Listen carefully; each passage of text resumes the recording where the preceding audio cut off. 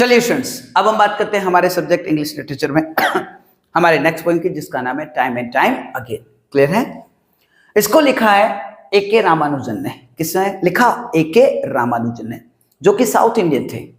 इनका जो जन्म है वो हुआ था 1929 बोले तो 1929 में, और इनकी जो मृत्यु है वो हुई थी 1993 बोले तो 1993 में। मैं हर बार कहता हूं कि अगर आप इंग्लिश लिटरेचर पढ़ रहे हैं, अगर आप इंग्लिश लिटरेचर के स्टूडेंट हैं, तो मैं आपको कहूंगा आपको राइटर्स की जानकारी होनी चाहिए, ऑथर्स की जानकारी होनी चाहिए, पोइट्स की जानकारी होनी चाहिए। तो इसीलिए सबसे पहले हम बात करते हैं ए.के. रामानुजन की। तो मैंने यहां पर कुछ पॉइंट्स लिखे हैं उनके बारे में, तो सुनिएगा। He is best known for his pioneering translations of ancient Tamil poetry into modern English.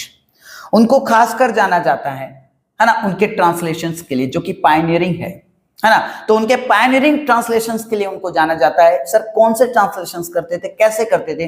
तो पुरानी जो है ना तामिल पोइट्री होती थी, उनको वो मॉडर्न इंग्लिश में ट्रांसलेट करते थे, और खासकर इसीलिए उनको जाना जाता था। क्लियर है? ठीक है। Next point, at the time of his death he was professor of linguistics at the university of Chicago. उनको भाषाओं का बड़ा अच्छा ज्ञान था, तो अपनी मृत्यु तक है ना वो यूनिवर्सिटी ऑफ शिकागो में लिंग्विस्टिक्स के प्रोफेसर रहे, and was recognised as the world's most profound scholar of south Indian languages and culture. उनको साउथ इंडियन लैंग्वेजेस और कल्चर के बहुत ही गंभीर स्कॉलर के रूप में भी पहचान मिली हुई थी। ठीक है, इनको पहचाना जाता था एक गंभीर विद्वान के रूप में, एक प्रोफाउंड स्कॉलर के रूप में। सर किस चीज के स्कॉलर थे, है ना? तो south Indian languages and culture, मतलब साउथ इंडियन लैंग्वेजेस और कल्चर के बारे में भी उनको बहुत अच्छा नॉलेज था। ठीक है, और इसीलिए उन्हें प्रोफाउंड स्कॉलर समझा जाता था, उसके रूप में इनको पहचान मिली हुई थी। क्लियर है सर? ठीक है। His interests included anthropology and folklore. कहने का मतलब क्या? उनको मानव जाति विज्ञान, एंथ्रोपोलॉजी का मतलब होता है मानव जाति विज्ञान, ठीक है, और फोकलोर कहने का मतलब क्या? लोक साहित्य। तो उनको इन दोनों चीजों में भी काफी रुचि थी, इनके बारे में भी वो बहुत नॉलेज रखते थे। ठीक है। This poem represents the complex distillation of unusual thought and feeling. कहने का मतलब हो गया हमारे मन में, हमारे दिमाग में कई प्रकार के अनयूजुअल थॉट्स होते हैं, कई प्रकार की अनयूजुअल फीलिंग्स होती है, तो उनका शुद्धिकरण है ना। तो यहां पर ये जो पोएम है उनके शुद्धिकरण के बारे में ही बात करती है। साफ सुथरी बातें हैं। कुल मिलाकर ये पोएम आपको एक प्रकार का मैसेज देना चाहती है ना, आपके कुछ विचार है, आपकी कुछ सोच है जो कि असाधारण है, तो उनमें किसी प्रकार का बदलाव किया जाए, उनको शुद्ध किया जाए, उनमें शुद्धिकरण किया जाए, डिस्टिलेशन की मांग करती है ये पोएम। तो कुल मिलाकर ये एक मैसेज देती है, ये आपसे कुछ अपील करना चाहती है। ठीक है, क्या अपील करना चाहती है, क्या मैसेज देती है, वो हम अभी देखते हैं। तो सुनिएगा, ये था हमारे ए.के. रामानुजन के बारे में। अब हम बात करते हैं हमारी पोएम की, है ना, कि किस प्रकार का ये मैसेज दे रही है, किस प्रकार की है ना अपील करना चाह रही है ये पोएम हमसे। तो सुनिएगा, देखिए। और listen to the clock towers of any old well managed city beating their gongs round the clock. कवि कहता है आपसे कि आप किसी पुराने है ना ओल्ड वेल मैनेज सिटी में जाए, जो पुराने बसे हुए और बहुत अच्छे से बसे हुए हैं, तो वहां पर आपको क्लॉक टावर्स मिल जाएंगे। एक नहीं दो मिल जाएंगे, दो नहीं तीन तीन क्लॉक टावर्स मिल जाएंगे। बड़े शहर है तो जरूरत थी 2 या 3 क्लॉक टावर्स की, तो उसने यही कहा कि आप ऐसे शहर में जाए जहां पर 2-3 आपको क्लॉक टावर्स मिल जाए।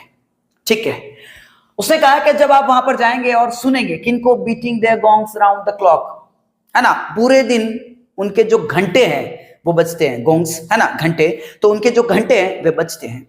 क्लियर? तो उनके बजने को सुने, वे जब घंटे बजते हैं ना उनको ध्यान से सुने। तो यही कहता है कि आप किसी ओल्ड वेल मैनेज सिटी में जाए और वहां पर जब भी क्लॉक टावर्स के घंटे बजते हैं तो उन्हें आप सुने।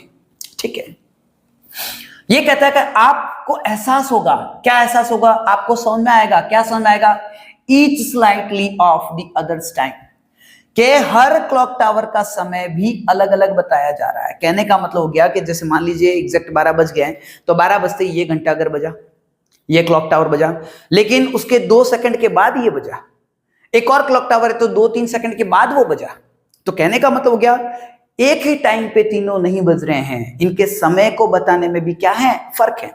तो कह रहा है कि आप जब उनको ध्यान से सुनोगे तो आपको एहसास होगा कि वो समय भी अलग अलग बता रहे हैं, उनमें हल्का फुल्का क्या आ रहा है, फर्क आ रहा है। क्लियर है? ठीक है सर। और फर्क है, और क्या क्या फर्क है आगे वो कहता है, डीपर और lighter in its bronze. Bronze का मतलब होता है एक प्रकार का एलॉय है ये, है ना, जो कॉपर और टीन से मिलकर बनता है। और आपने देखा है हमारे मंदिरों में जो घंटे होते हैं ये भी ब्रोंज के होते हैं। कारण ये है कि ब्रोंज एक ऐसा एलॉय है जो साउंड बहुत अच्छा पैदा करता है। सीधी बात है। तो कहने का मतलब हो गया ब्रोंज से बने हुए हैं ये घंटे। तो उन्होंने ये कहा कि डीपर और लाइटर, मतलब ये हो गया कि अब जब इनके साउंड को आप सुनोगे तो आपको साउंड में भी फर्क आएगा। कोई साउंड है ना डीपर है तो कोई साउंड लाइटर है। सीधी बात है। तो पहला फर्क आ गया समय का, कि साहब जब आप इनको सुनोगे तो आपको लगेगा कि ये जो समय को बता रहे हैं उसको समय को बताने में भी आगे पीछे हैं। फिर इनका जो साउंड है वो साउंड भी सेम नहीं है, कोई डीपर बज रहा है तो कोई लाइटर बज रहा है।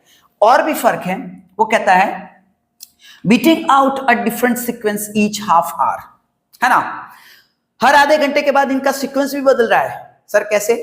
मान लीजिए कि ये घंटा करें 12 बजे, है ना, जब 12 बजे तो ये पहले बजा, ये थोड़ा सा बाद में बजा, लेकिन जब 12:30 बजे तो ये पहले बज गया और ये बाद में बज गया। तो सीक्वेंस में भी फर्क आ रहा है ना, मैकेनिकल प्रॉब्लम कुछ भी कह दीजिए। तो कुल मिलाकर ये कह रहा है कि यहां पर जबकि एक ही सिटी में एक ही समय को बताना है तो उस समय को बताने में भी फर्क आ रहा है ना, ठीक है, उनके साउंड में भी फर्क आ रहा है, उनकी सीक्वेंस में भी फर्क आ रहा है। तो इस प्रकार से फर्क आ रहे हैं। ठीक है, ये फर्क आ क्यों रहे हैं? अब वो ये बात बताता कि ये फर्क क्यों आ रहे हैं, सुनिएगा। मैं आपको बता देता हूं, ये जो पोइम है ना वो एक सिंबॉलिक पोइम है। कहने का मतलब हो गया ये घंटाघर का, है ना, आपको सिंबल के रूप में यूज कर रहा है, आपको कुछ बताना चाह रहा है। पहले आपको ये घंटाघर के बारे में बता रहा है कि देखिए, है ना, घंटाघर के जो साउंड होते हैं आप उनको जब सुनोगे तो आपको एहसास होगा कि यहाँ पे फर्क आ रहा है, समय को बताने में फर्क आ रहा है, इनके साउंड में फर्क आ रहा है, इनके सीक्वेंस में फर्क आ रहा है। लेकिन इसका यूज करके ये कोई बड़ी बात कहना चाह रहा है। इस सिंबल का यूज करके ये जो कवि है, ये जो पोएम है, ये आपको कोई बड़ी बात कहना चाह रहा है। हम बात करेंगे अभी क्या कहना चाह रहा है, फिलहाल हम इस सिंबल की, है ना, इस सिंबल की बात करते हैं। तो उन्होंने ये कहा कि आप किसी पुराने शहर में जाए, वहां पर घंटाघरों को, है ना, सुने, जब वे बजते हैं तो आपको एहसास होगा कि इनके साउंड में, है ना, इनके समय बताने में, इनके सीक्वेंस में फर्क आ रहा है। अब ये फर्क क्यों आ रहा है तो देख रहा, out of the accidents of alloy. कहने का मतलब हो गया जब इनको बनाया जा रहा था, है ना, तो कहने का मतलब एलॉय में फर्क है ना, ये इस फैक्ट्री में बना तो ये घंटा इस फैक्ट्री में बना, यहां पर जो ब्रॉन्ज यूज किया गया वो अलग है, यहां पर जो ब्रॉन्ज यूज किया गया वो अलग है। हो सकता है ये ब्रॉन्ज अच्छी क्वालिटी का है, हो सकता है ये ब्रॉन्ज, है ना, अच्छी क्वालिटी का नहीं है ना। इस घंटे को थोड़ा भारी बना दिया गया, इस घंटे को थोड़ा हल्का बना दिया गया।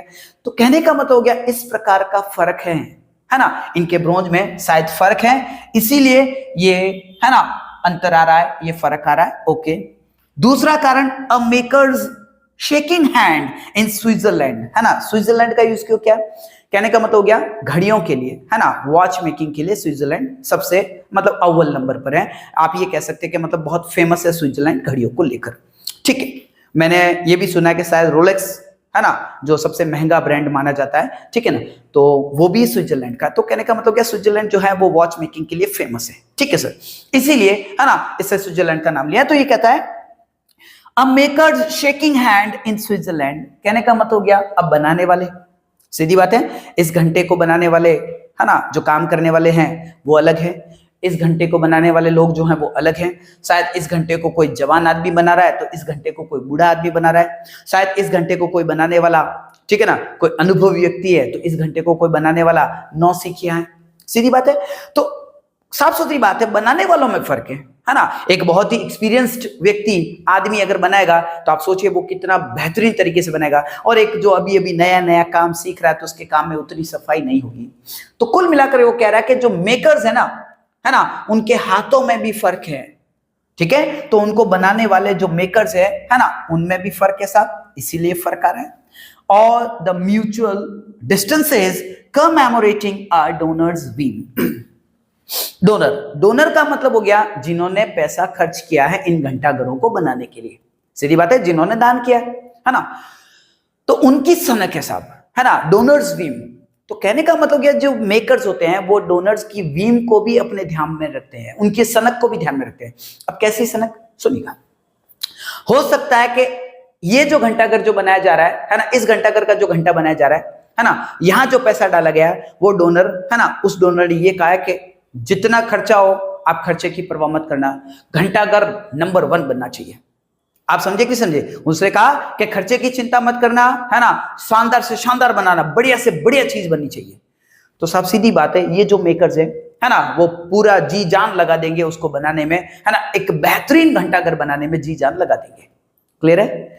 यहां पर जो डोनर था, है ना, उसने कहा कि देख भाई, अपने को तो सिर्फ नाम करना है ना, ज्यादा खर्चा होना नहीं चाहिए, बस बनाना है, ये समझ ले तू, ठीक है ना, ये तेरे और मेरे बीच में बात रहनी चाहिए, ठीक है, मैं पैसे दे रहा हूं लेकिन मेरे ज्यादा पैसे खर्च होने नहीं चाहिए, इस बात का ध्यान रखना।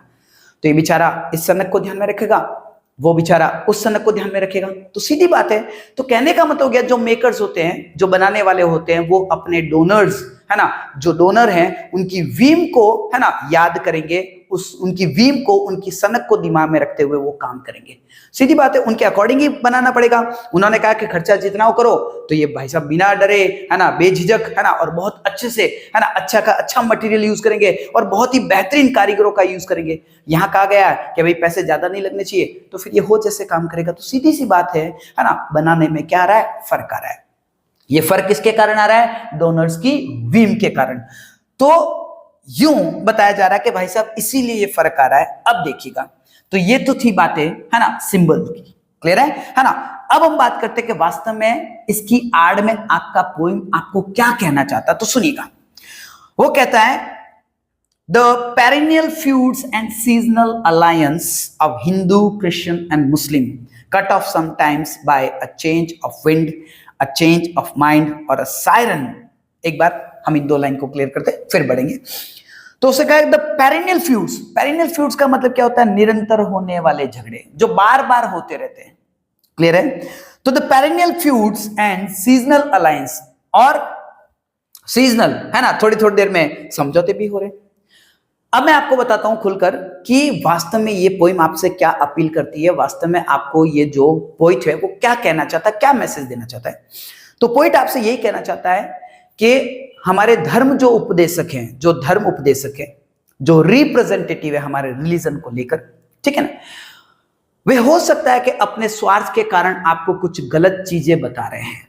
आप समझे कि नहीं समझे? है ना, हो सकता है कि वे आपको अपने स्वार्थ के कारण, ठीक है, किसी न किसी कारण के कारण आपको वे गलत चीजें बता रहे हो और आप अंधभक्त बनकर उनको फॉलो कर रहे हैं, है ना। तो होता क्या है, वे जिस प्रकार से आपको कहते हैं आप उसी प्रकार से दुनिया को देखते हो। वे जिस प्रकार से आपका माइंड वॉश करना चाहते हैं, आपका माइंड उसी तरह से वॉश हो जाता है। वे कहते हैं कि आप झगड़ जाओ, है ना, ये धर्म वाले हैं, ये धर्म वाले हैं, उन्होंने कहा कि नहीं आप तो झगड़ा करो, हम एक नहीं हो सकते, हम भाई नहीं हो सकते, तो आप झगड़िए। उनको फिर कोई स्वार्थ दिखा, उन्होंने कहा अरे नहीं नहीं रहने दो, हम तो भाई भाई है, हम नहीं झगड़ेंगे, तो आप फिर से एक हो गए। तो कहने का मतलब हो गया, ये यही बता रहा है कि हमारे जो धर्म उपदेशक होते हैं, है ना, उनमें कई लोग बेईमान लोग हैं, है ना, उनमें उनका कहीं न कहीं प्रकार का कोई स्वार्थ छुपा हुआ है। तो ऐसे बेईमान लोग, ऐसे स्वार्थी लोग हो सकता है कि अपने फायदे के लिए आपको गलत राह दिखाए, है ना, आपको आपके धर्म की गलत जानकारी दे और आप उनको एक अच्छा जानकार समझकर, है ना, उन्हें फॉलो कर रहे हैं। आप अंधभक्त बन रहे हैं, जबकि उनको ज्ञान ही नहीं है, उनको पूरा ज्ञान ही नहीं है। और अगर ज्ञान है तो वे स्वार्थवश हो गए, है ना, उनको किसी न किसी प्रकार का स्वार्थ है। तो कहने का मतलब हो गया, कोई ना कोई कारण है जो कि हमारे उपदेशक हैं, वे हमें गलत उपदेश दे रहे हैं, वे हमें गलत चीज बता रहे हैं और हम उस चीज को समझ नहीं पा रहे हैं, और जैसा वो बता रहे हैं हम उसी चीज को फॉलो कर रहे हैं। उन्होंने कहा कि आप झगड़ जाओ तो हम झगड़ लिए, उन्होंने कहा कि नहीं आप तो समझौता कर लो तो हमने समझौता कर लिया। सीधी बात है, कुल मिलाकर अलग अलग धर्म उपदेशक अलग अलग राग अलापते हैं, है ना। जिस प्रकार से अलग अलग क्लॉक टावर, अलग अलग घंटा करने अलग अलग राग अलापा। सीधी बात है, किसी का घंटा डीपर बजा, किसी का घंटा लाइटर बजा, किसी ने समय पहले बता दिया, किसी ने समय बाद में बता दिया। कुल मिलाकर उनके बजने में फर्क था, उसी प्रकार से हमारे धर्म उपदेशकों के बजने में भी क्या है, फर्क है। क्लियर है? और उन फर्क के कारण, है ना, और फर्क क्यों है, तो कहीं ना कहीं किसी न किसी प्रकार की दिक्कत है, कोई न कोई स्वार्थ है, सही बात है, या फिर वो अज्ञानी है, तो कुछ ना कुछ कारण है। ठीक है, लेकिन हम जिन्हें वो उपदेश दे रहे हैं, हम इन चीजों को समझ नहीं पाते और हम अंधभक्त बनकर उनको क्या करते हैं, फॉलो करते हैं, और जैसा वे कहते हैं हम वैसा करते हैं। वे कहते हैं झगड़ जाओ तो हम झगड़ जाते हैं, वे कहते हैं समझौता कर लो तो हम समझौता कर ले, है ना। तो यही कहना चाहता है कि आप अंधभक्त ना बने, आप खुद सोचे, आप खुद विचारे आपके लिए क्या सही है और आपके लिए क्या गलत है। तो ये अपील करना चाहती है ये पॉइंट। आइए अब हम बात करते हैं लाइन टू लाइन वो क्या कह रहा है, सुनिएगा। उसने कहा the perennial feuds and seasonal alliance of Hindu, Christian and मुस्लिम। देखिए, है ना, बाकायदा धर्मों के नाम लिए कि भाई इन धर्मों के जो लोग हैं उनके बीच में कई बार निरंतर होने वाले झगड़े चलते हैं, तो कई बार समझौते हो जाते हैं। क्लियर है? ठीक है। Cut off sometimes by a change of wind. ऐसा होता क्यों है ना, कि कभी हम झगड़ जाते हैं तो कभी हम समझौता कर लेते हैं। क्यों? क्योंकि शायद, है ना, वातावरण में किसी प्रकार का परिवर्तन आ गया है। सीधी बात है ना, वातावरण में किसी प्रकार का परिवर्तन आ गया है। अ चेंज ऑफ माइंड, हो सकता है कि समझ में फर्क आ गया हो, ठीक है। और अ सायरन, है ना, between the pieces of a back street quarrel. Back street quarrel का मतलब हो गया उन बातों पे झगड़ना जिन बातों का कोई सार नहीं है ना, मतलब छोटी मोटी बातों पे भी झगड़ना। तो उन्होंने ये कहा कि हर छोटे मोटे झगड़े के बाद में किसी प्रकार की चेतावनी मिलती है और उस चेतावनी के अकॉर्डिंग हम फिर बदल जाते हैं, है ना। हमें कहा जाता है कि आप झगड़ लो तो हम झगड़ लेते हैं, हमें कहा जाता है कि आप समझौता कर लो तो हम समझौता कर लेते हैं। तो कहीं ना कहीं वातावरण में परिवर्तन आता है, कहीं ना कहीं समझ में फेर आता है और बार बार ये चीजें हो जाती है। कभी झगड़ा हो जाता है तो कभी झगड़ा शांत हो जाता है, ठीक है। तो उन्होंने ये कहा, ओके। आगे वो कहता है, थोड़ा सा पेज को स्क्रॉल कर लेते हैं, होल्ड कीजिएगा, आइएगा। आगे वो कहता है, one day you look up and see one of them eyeless, silent, and a zigzag sky showing through the knocked out clockwork. उसने कहा कि जब एक दिन आप आसमान में नजर उठाकर देखेंगे, कहने का मतलब गया जब सच्चाई आपके सामने आएगी, जब आपकी बुद्धि काम करेगी, जब आपको अक्ल आएगी, जब आपको समझ में आएगी, है ना, तब आप देखेंगे, आपको एहसास होगा, है ना। उसने कहा कि जब आप नजर उठाकर देखेंगे, कुल मिलाकर जब आपको समझ में आएगा, है ना, तो आपको लगेगा कि वे जो लोग हमें धर्म का उपदेश दे रहे थे, वे जो लोग हमें गाइड कर रहे थे, ठीक है ना, वे लोग कैसे थे? आइलस थे, वे तो अंधे थे, है ना, साइलेंट थे। कहने का मतलब क्या? अज्ञानी थे, उन्हें किसी प्रकार का ज्ञान नहीं था। अ zigzag sky showing through the knocked out clockwork, उनका जो क्लॉकवर्क था, है ना, उन्होंने जो हम पर काम किया था, सीधी बात है, हमें वो जो बनाने की कोशिश कर रहे थे, तो उसमें कहीं न कहीं प्रकार का क्या था, है ना, एक नॉकआउट वर्क था सब।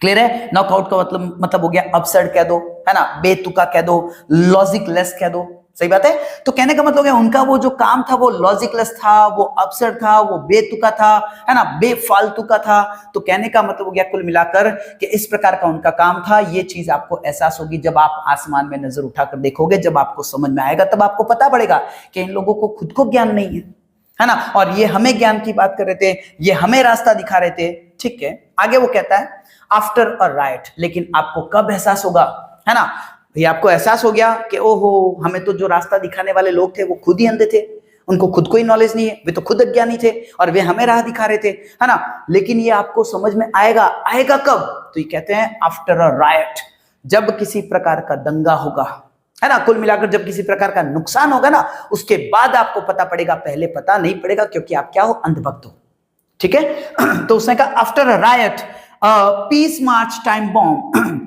या फिर, है ना, किसी प्रकार का कोई रैली निकल रही होगी और उसमें किसी प्रकार का कोई बॉम्ब फटेगा, सब बड़ा नुकसान होगा, तब आपको समझ आएगा।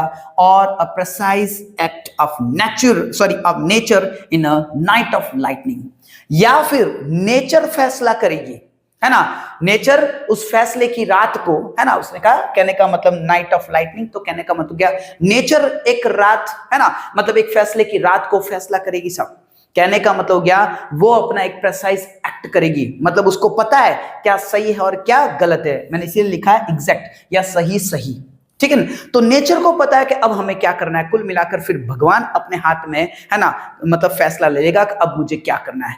फिर भगवान किसी न किसी प्रकार की आपदा आपको देगा, सब सही बात है, और वो आपदा फैसला करेगी, है ना, कि कौन गलत है और कौन सही है।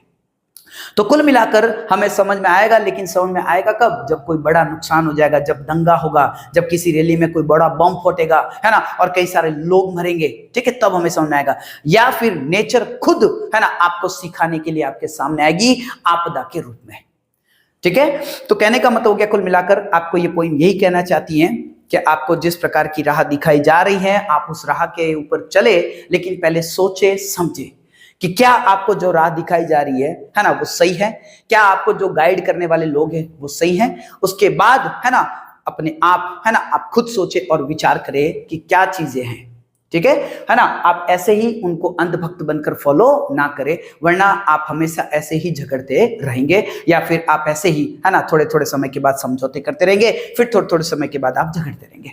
ये कभी भी खत्म होने वाला नहीं है, ठीक है। तो इस प्रकार ये एक सिंबॉलिक पोइम था जिसने सिंबल के रूप में क्लॉक टावर्स को यूज किया था, और क्लॉक टावर्स की आड़ में, इस सिंबल की आड़ में वो आपको ये बताना चाहती हैं कि हमारे जो धर्म उपदेशक हैं वो सब अलग अलग राग अलापते हैं, है ना, और उनका राग अलापना, उनके पीछे या तो उनका कोई स्वार्थ है या उनकी अज्ञानता है। तो आप अंधभक्त बनकर उनको ऐसे ही फॉलो ना करें, आप खुद अपना विवेक लगाए कि क्या सही है और क्या गलत है। तो मेरे हिसाब से मैंने आपको ये पोइम बहुत अच्छे से पूरी की पूरी क्लियर कर दी है, ठीक है। चलिए अब हम बात करते हैं लाइक, शेयर और सब्सक्राइब की। अगर आपको ये पोइम एकदम क्लियर हो गई तो प्लीज मेरे वीडियो को लाइक करें। आपको लगता है कि ये और किसी के काम आ सकती तो उन्हें शेयर करें, उन्हें मेरे यूट्यूब चैनल को रेकमेंड करें। अंत में आप मेरे यूट्यूब चैनल को सब्सक्राइब करें और दूसरों से भी कहें कि वे भी मेरे यूट्यूब चैनल को सब्सक्राइब करें। चलिए मिलते हैं इसके बाद में नेक्स्ट वीडियो में, तब तक के लिए आप सभी को धन्यवाद। Thank you very much.